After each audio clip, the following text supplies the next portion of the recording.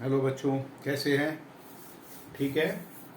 देखिए, इस वीडियो में हम लोग बात करेंगे किसके बारे में? Reaction of the metal with acid. इससे पहले हमने reaction of metal with water हमने पढ़ लिया था। कैसे कैसे कौन सा एलिमेंट हॉट वाटर के साथ, कौन सा एलिमेंट कोल्ड वाटर के साथ और कौन सा एलिमेंट स्टीम के साथ रिएक्शन करता है। देखिए बेटा, जब कभी भी हम लोग रिएक्शन करवाते हैं मेटल का किसके साथ? एसिड के साथ। जब एसिड की बात करेंगे तो वो एसिड हमारा डाइल्यूट एसिड की चर्चा करते हैं, हम लोग कंसंट्रेटेड की बात नहीं करते। When metal react with acid that means dilute acid. अब डाइल्यूट और कंसंट्रेटेड आप जानते होंगे। Dilute acid that means which contain maximum amount of the water, जिसमें पानी की मात्रा ज्यादा हो वो डाइल्यूट एसिड होता है। जिसमें पानी की मात्रा कम हो, हाइड्रोजन आयंस की मात्रा ज्यादा हो, तो वो कंसंट्रेटेड होता है। तो when metal react with metal plus dilute acid we get salt, metallic salt. जो भी मेटल है उसी का सॉल्ट मिलेगा। Metallic salt plus hydrogen gas release होता है। मेटल एसिड के साथ रिएक्शन करने पर मेटल का सॉल्ट बनता और हाइड्रोजन गैस रिलीज होता। फॉर एग्जाम्पल, मेटल अगर आपके पास जिंक है Zn प्लस आपने HCl लिया तो ये Zn का क्लोरीन ZnCl2 बनेगा, प्लस में हाइड्रोजन गैस रिलीज होगा। आपको एक्सपेरिमेंट भी करवाया जाता है स्कूलों में। जिंक Zn HCl से हाइड्रोजन गैस रिलीज होता और ये हाइड्रोजन गैस जब कभी भी कोई भी मेटल, चाहे जितने भी मेटल्स हैं, मेटल जब रिएक्शन करेगा किसी भी एसिड के साथ तो वो हाइड्रोजन गैस रिलीज होगा। बेटा, केवल एक ऐसा एसिड है जो मेटल के साथ रिएक्शन करने के बाद हाइड्रोजन गैस रिलीज नहीं करता, वो है HNO3। HNO3 अकेला ऐसा एसिड है जो रिएक्शन के बाद, मेटल के साथ रिएक्शन के बाद भी हाइड्रोजन गैस रिलीज नहीं करता। इसमें हाइड्रोजन गैस रिलीज नहीं होता। अदरवाइज जितने भी मेटल्स हैं वो सारे के सारे रिएक्शन करने के बाद वो हाइड्रोजन गैस रिलीज करता है। अब देखिए, एसिड के साथ रिएक्शन में हाइड्रोजन गैस रिलीज हुआ, चाहे वो आयरन हो, कॉपर हो, जिंक हो। लेकिन आपको याद रखना होगा कि केवल only HNO3 is the acid which do not produce hydrogen gas, do not evolve hydrogen gas. Do you know why? Because HNO3 is already a strong oxidizing agent. HNO3 is already a strong oxidizing agent.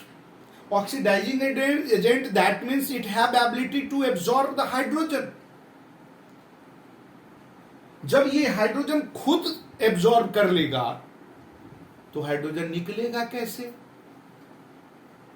अरे भाई, किसी किसान ने उतना ही अनाज उपजाया जितना वो खा सकता है, तो बेचेगा क्या? बेचता तो वही है ना जिसको अपने से ज्यादा हो। उसको अनाज ही इतना हुआ, वो खुद उतना ही उपजाया जितना उसको खपत है, तो वो बेचेगा नहीं। और यही हाल होता है HNO3 के साथ। मेटल का रिएक्शन जब हुआ तो HNO3 कभी भी हाइड्रोजन गैस रिलीज नहीं करेगा। क्यों नहीं करेगा?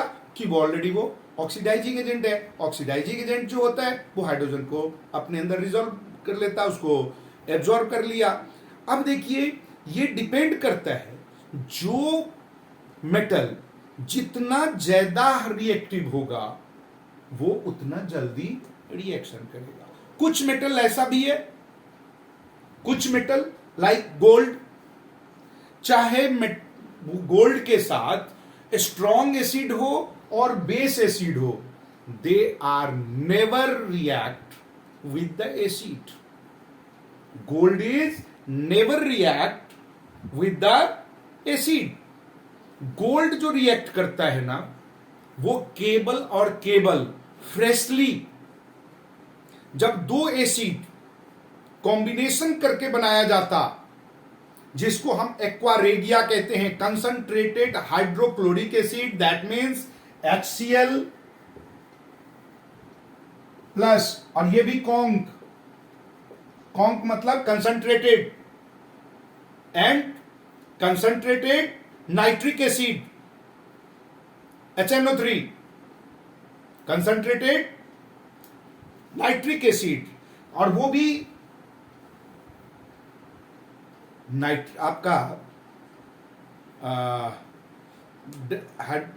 ये नाइट्रिक एसिड जो है HNO3, ये जो परसेंटेज होता है, ये भी कॉन्क, ये भी कॉन्क,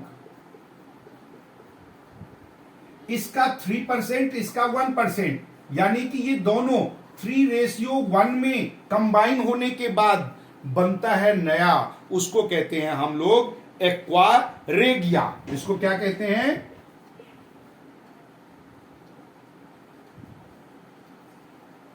ये एक्वारेगिया, एक्वारेगिया, इसको रॉयल वाटर के नाम से भी जानते हैं।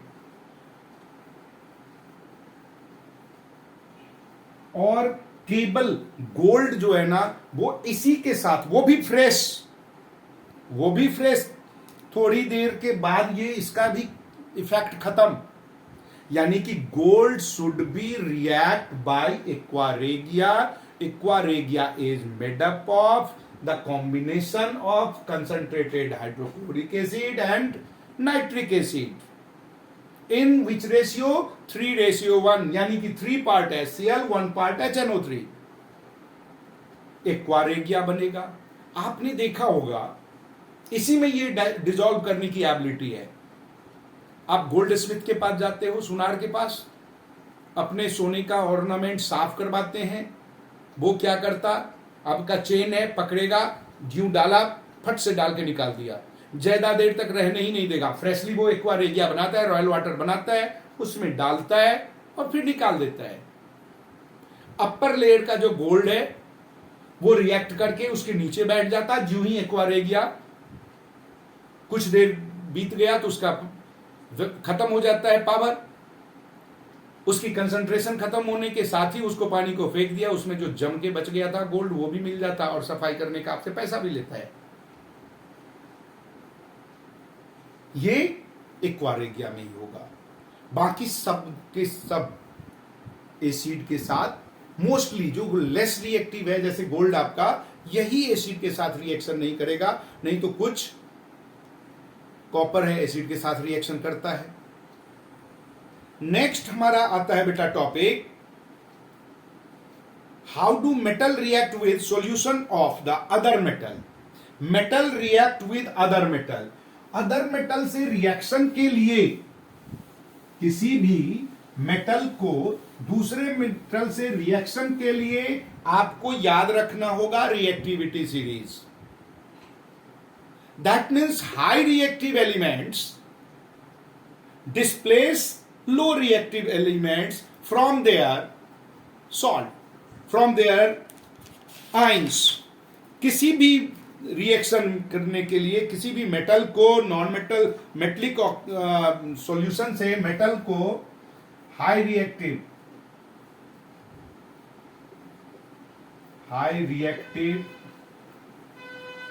Metal displace low reactive metal from their ions. For example, if we have CuSO4 and Zn is added in it, then we get ZnSO4 plus Cu. That means copper is less reactive than the Zn. Copper is less reactive than the Zn. That is why SO4, the ion which is already attached with copper, is now ion of Zn and we get Cu. ऐसे ही इसके लिए आपको reactivity series याद रखना होगा, जो कि मैंने आपको पहले भी बताया था। रिएक्टिविटी सीरीज के लिए फर्स्ट चैप्टर में आपको याद होगा, के ने कहा मम्मी अंदर जा, फादर पप्पा है कमिंग, हटा गया, यानी पोटेशियम सोडियम हाई रिएक्टिव है। उसके बाद कैल्शियम, मैग्नीशियम, ये जो हाई रिएक्टिव एलिमेंट्स है, केवल यही high reactive elements low reactive elements को डिस्प्लेस कर सकता है। क्लियर? नेक्स्ट हमारा टॉपिक आता है बेटा, how do metal and non metal react together. When metal and non metal react, then they form ionic bond. As you know that metal have ability to lose the electron, non-metal have ability to gain the electron. So when metal react with non-metal,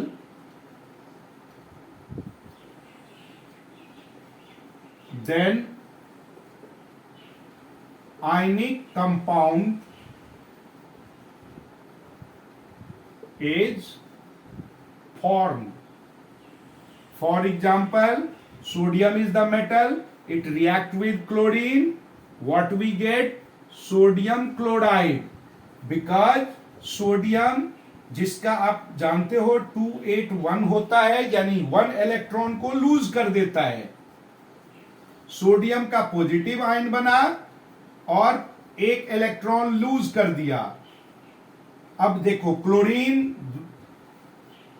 जिसमें 287 है इसका electronic configuration, वो क्या करता है, ये जो electron lose किया उसको अपने साथ गेन कर लेता और क्लोरीन का माइनस आयंस बना लेता है।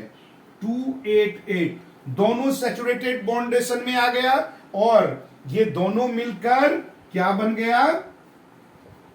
NaCl negative, this is positive. ये आयनिक कंपाउंड बना। इसके डॉट रिप्रेजेंटेशन भी हम आपको समझाएंगे, वो अगले वीडियो में।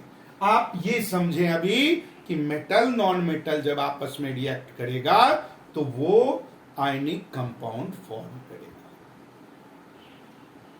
अगले वीडियो में हम लोग और बात करेंगे डॉट रिप्रेजेंटेशन कैसे मेटल का बनता है, कैसे वो इलेक्ट्रॉन का ट्रांसफॉर्मेशन होगा, उसको हम समझाएंगे। इसके लिए आपको सब्सक्राइब करना होगा ताकि सारे के सारे टॉपिक्स आपको मिलता जाए और आप उससे फायदा उठाते जाए।